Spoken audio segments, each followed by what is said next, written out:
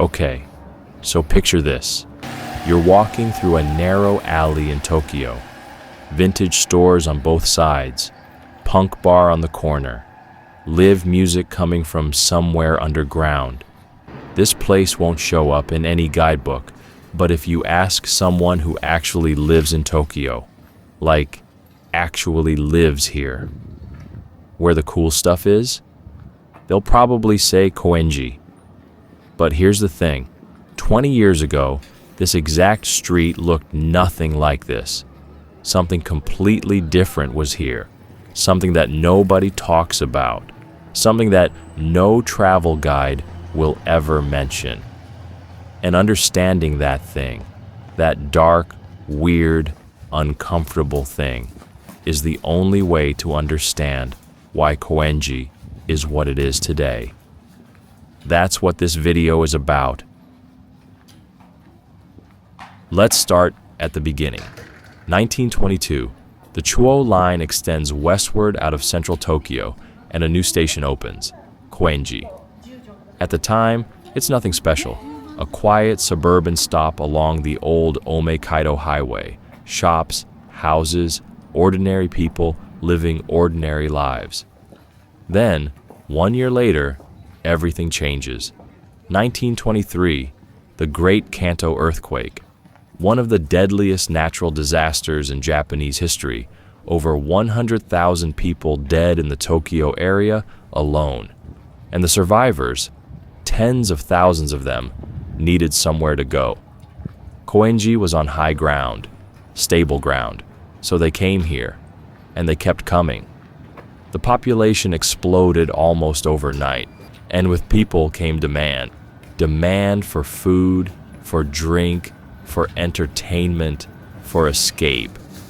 That's when the cafes started appearing around the south exit. Not cafes like you're thinking. These were called kafi, written in katakana, and they were something else entirely. You'd go in, order a drink, and a woman would sit with you, touch you. That was the service. It was, for all intents and purposes, the earliest form of what we'd now call the sex industry. And Koenji's south exit was full of them. Fast forward to 1964. The station gets elevated, the tracks go up, the ground level opens up. New space, new buildings, new opportunity, especially on the north side. And into that space, a new kind of business moves in. This is where the story really starts. So, let's talk about what actually moved into Koenji's north side. It's called a pink salon. Now, I'll keep this simple. A pink salon is a type of adult-oriented entertainment venue. No private rooms, just small booths and a strict time limit. It existed in a legal gray area for decades, and in the 1970s and 80s, they were everywhere in Tokyo. But Koenji wasn't just everywhere. Koenji was the capital. At its peak, the narrow alley known as Kitanaka Dori, just one street, maybe a 5-minute walk end to end, had between 14 and 20 pink salons packed into it. One after another, door after door. In the industry, Koenji was known as one of the big three, alongside Gotanda and Kichijoji, three of the most concentrated pink salon districts in all of Tokyo. And it makes sense when you think about it. Koenji had everything these businesses needed. Cheap rent, a young working class population riding the Chuo line every day, and narrow back alleys that were perfect for staying out of sight. Speaking of those alleys, the buildings themselves tell a story. Long, narrow, no windows, just a door at the front and darkness beyond.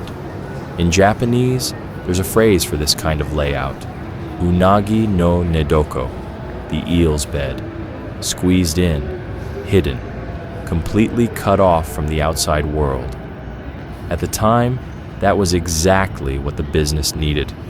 But later, that same layout would mean something very different. We'll get to that. Now, nothing lasts forever. In the early 2000s, the Japanese government started cracking down hard. The enforcement of the adult entertainment business law, what they call the fueho, got significantly tighter, and a wave of cleanup operations swept through Tokyo. You might have heard about what happened in Kabukicho around this time, the famous Shinjuku red light district, raids, closures, a full-scale moral cleanup operation. The same wave hit Koenji. One by one, the pink salons shut down. Some were raided, some just quietly closed their doors, some held on for a few more years before giving up. 20 shops became 10, 10 became 5, 5 became 2 or 3. And what was left behind? Empty buildings, long, narrow, no windows, the eel's bed, but now completely empty. Nobody wanted them. A restaurant needs ventilation, natural light, proper plumbing. These buildings had none of that. A regular shop needs foot traffic, visibility, a proper storefront. These buildings were designed to be invisible. So they just sat there, empty, unwanted, rents dropping by the month. And that's when something unexpected happened. At the same time, this was happening in Koenji.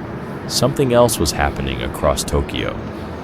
Harajuku, Shibuya, the trendy neighborhoods, rents were going up fast. If you were young, creative, broke, and you wanted to open a shop, those neighborhoods were no longer an option.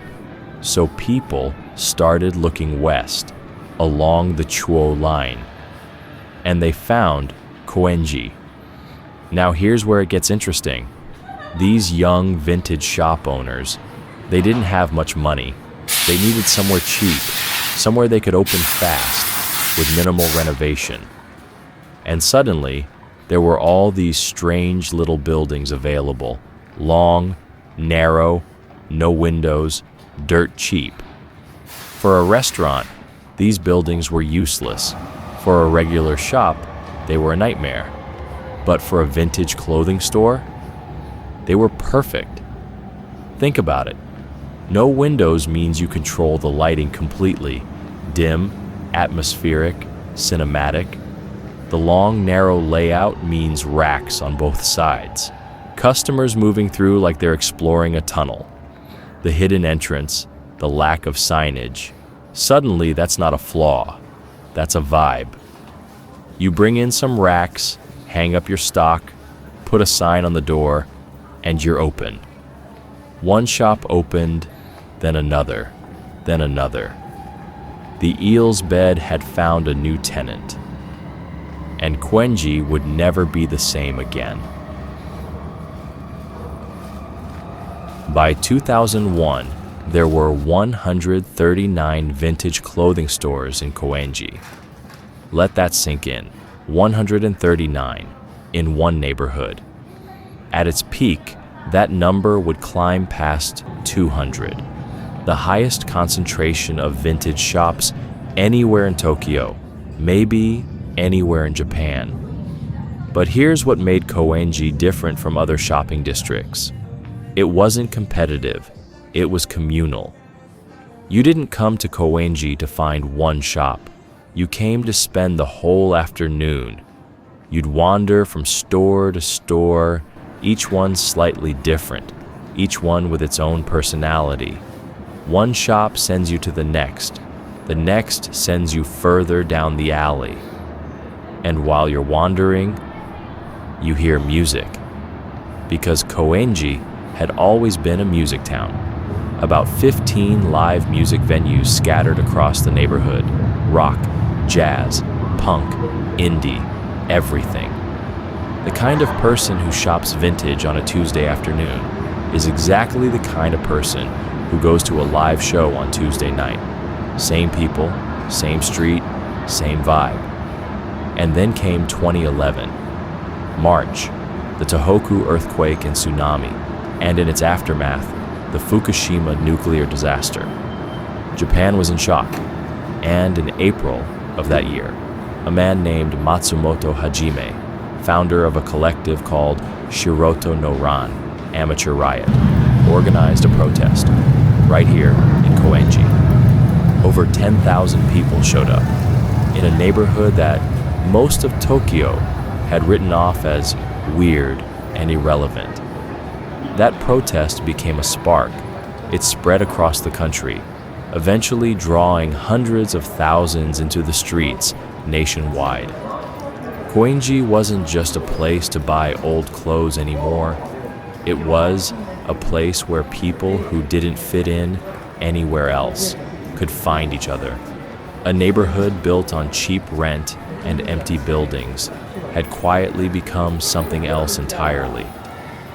A counterculture capital.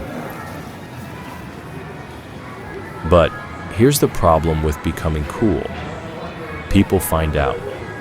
Land prices in Koenji have gone up 63% between 2006 and 2025. 63%. A studio apartment that used to rent for 70,000 yen a month now goes for 80, 90, sometimes over 100,000. And remember why Koenji became Koenji in the first place. Cheap rent. That was the whole thing. Cheap rent brought the pink salons. Cheap rent brought the vintage shops. Cheap rent brought the musicians, the artists, the weirdos. Take away the cheap rent, and what's left? And it's not just rent. JR East, the railway company that owns the land under the train tracks, has been redeveloping the area beneath the elevated tracks. The old bars, the tiny live houses, the places that have been here for decades, being told to leave. And then there's the tourists. Foreign visitors have discovered Koenji. Word spread online. Skip Shibuya. Go to Koenji. That's where the real Tokyo is. And look, there's nothing wrong with that, but there's a cruel irony at work here. The more people come looking for the real Koenji, the less real it becomes. Tokyo has seen this before. Shimokitazawa, another Chuo Line neighborhood, another counterculture scene, another place that got discovered. Today, Shimokitazawa has a shopping complex built into its old train tracks. Curated, clean, Instagram friendly. The soul is still there, barely, but it's different. Is that where Koenji is headed?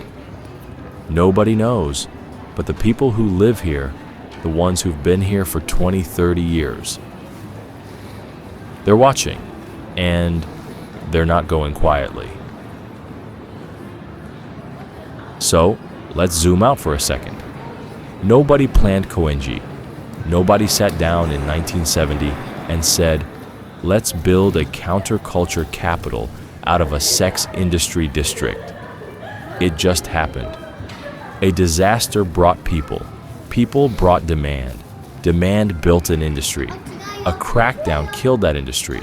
And the wreckage, the empty, unwanted, windowless wreckage, became the foundation for something nobody expected. That's how cities actually work. Not through planning, not through vision, but through accident and desperation and people making do with whatever's left behind. Tokyo has been doing this for centuries, burning down, rebuilding, becoming something new, always from the wreckage of what came before. Koenji is just the latest version of that story. And right now, with the rents rising and the bulldozers moving in, that story might be entering its next chapter. What comes after Koenji? I don't know, but if history is any guide, it'll come from somewhere nobody's looking, from something nobody wanted. It always does. If you made it this far, thank you. If you want to see more stories like this from the parts of Japan, that don't make it into the travel guides, subscribe. There's a lot more where this came from.